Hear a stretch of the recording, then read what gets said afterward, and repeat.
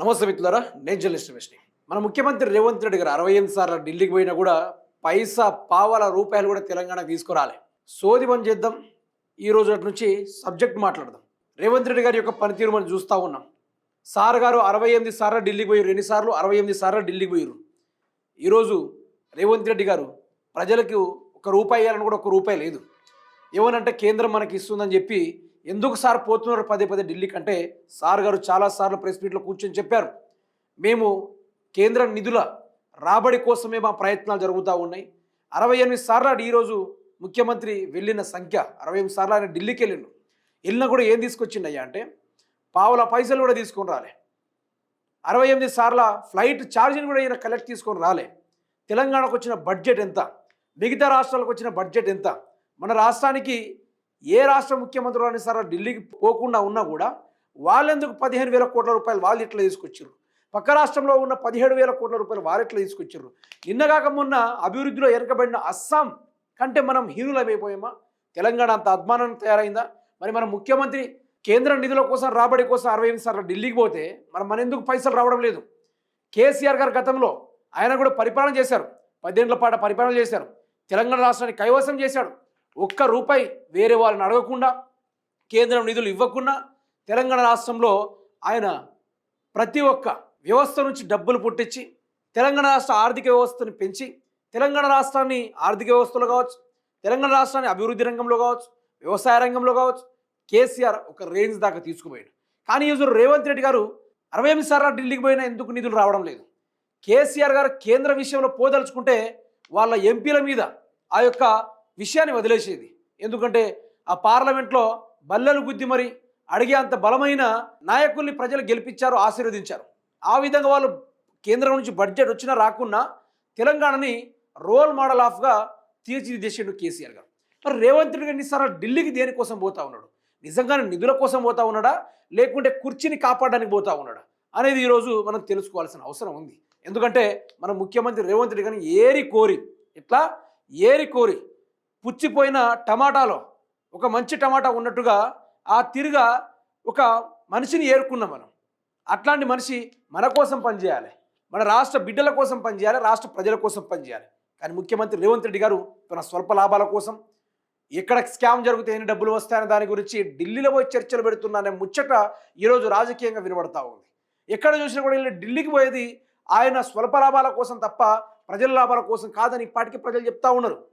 అయినా కూడా రేవంత్ రెడ్డి గారు మేము ఢిల్లీలో కేంద్ర నిధుల వేట కోసమే బయలుదేరామనుకుంటూ పదే పదే మాట్లాడుతూ ఉన్నాడు. అసలు యాక్చువల్గా రేవంత్ రెడ్డి ఎంత తీసుకొచ్చిండు, అసలు మనకి ఎంత ఇచ్చిండో ఒకసారి మనం తెలుసుకునే ప్రయత్నం చేస్తే మిత్రులారా మీరు నవ్వుతారు. మిత్రులారా నవ్వుతారు. ఎట్లా తెలుసా?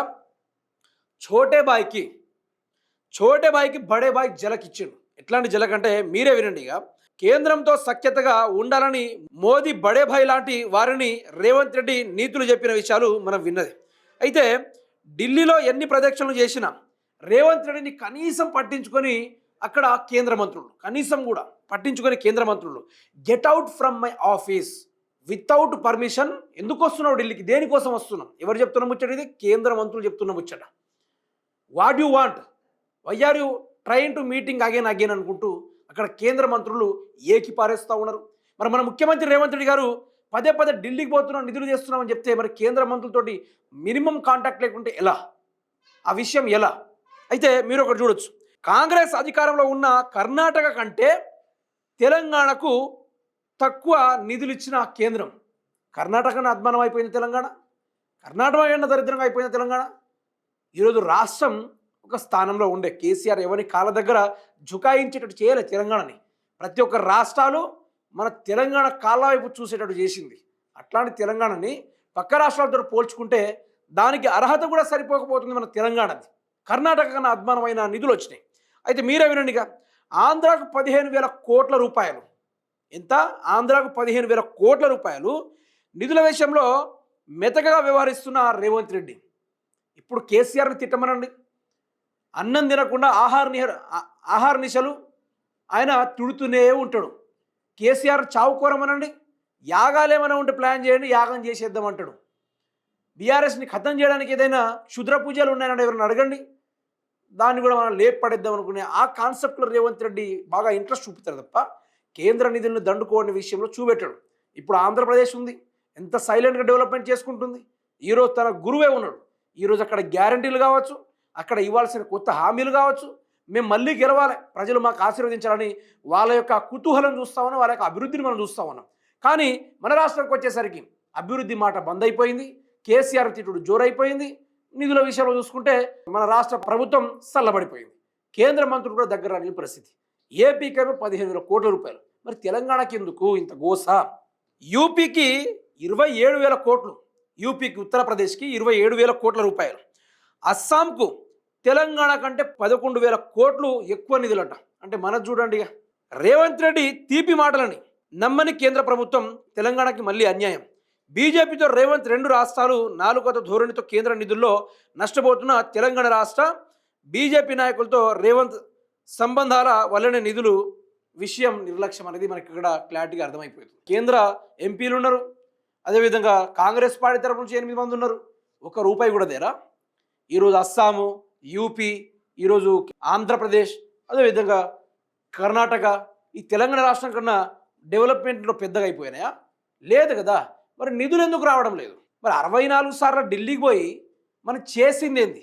చాలా వరకు రాజకీయ నాయకులు లేకుంటే రాష్ట్ర ప్రజలు ఎందుకు దేనికోసం ఢిల్లీకి పోతా ఉన్నాడు? తెలంగాణ రాష్ట్రంలో చేయని పని ఢిల్లీలో ఏముంది? 60 సార్లు ఢిల్లీకి పోయిన మగోడు ఒక గడ్డి పోస కూడా పీక్కొని తీసుకొని రాలేడా అనుకునేది ఈరోజు నేటిజన్లు మాట్లాడుతున్న మాటలు కూడా చాలా పుకార్లకు తిరలేపుతూ ఉన్నాయి. కానీ రేవంత్ రెడ్డి సర్కార్ మాత్రం మేము అనుకున్నదే సాధించాలి, ఎక్కడ కబ్జాలకు మీరు అడ్డు రావద్దు, మా యొక్క డబ్బుల పైసలకు మీరు అడ్డు రావద్దు అనుకుంటూ నానా రకాలుగా వాళ్ళు నయవంచనకు ప్లాన్ పడుతూ ఉన్నారు.